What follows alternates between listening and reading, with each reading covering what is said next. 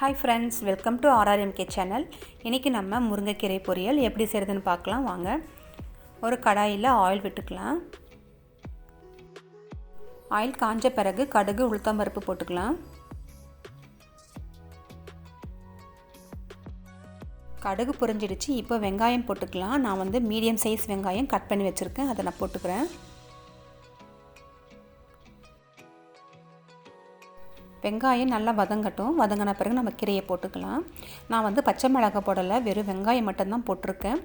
காரத்துக்கு நம்ம மிளகாத்தூள் ஆட் பண்ணிக்கலாம். இப்போ பாருங்கள், வெங்காயம் நல்லா வதங்கியிருக்கு. இப்போ இந்த ஸ்டேஜில் நம்ம வாஷ் பண்ணி வச்ச முருங்கைக்கீரை எடுத்து அதில் போட்டுக்கலாம். இப்போ வீட்டு மிளகாய்த்தூள் ஒரு ஸ்பூன் போட்டுக்கிறேன். கொஞ்சமாக கல்லுப்பும் போட்டுக்கலாம். போட்டுட்டு கொஞ்சமாக தண்ணி வச்சுக்கோங்க. ஏன்னா நம்ம கீரையிலே தண்ணி விடும். ஸோ அதனால் ஒரு 1/4 டம்ளர் தண்ணி மட்டும் ஊற்றிக்கலாம். இப்போ எல்லாத்தையும் நல்லா மிக்ஸ் பண்ணி விட்டுட்டு ஒரு 5 to 10 minutes வரைக்கும் நீங்கள் லோ ஃப்ளேமில் வச்சு மூடி போட்டு அப்படியே வச்சுருங்க. நல்லா வெந்துடும். ஃபைனலாக நீங்கள் வந்து எக்கு கூட உடச்சி ஊற்றி நல்லா பிரட்டி எடுத்துக்கலாம். இல்லைனாலும் நீங்கள் வந்து தேங்காய் துருவல் கூட கொஞ்சமாக போட்டு நீங்கள் பண்ணிக்கலாம். நான் வந்து எனக்கு எதுவுமே போடலை.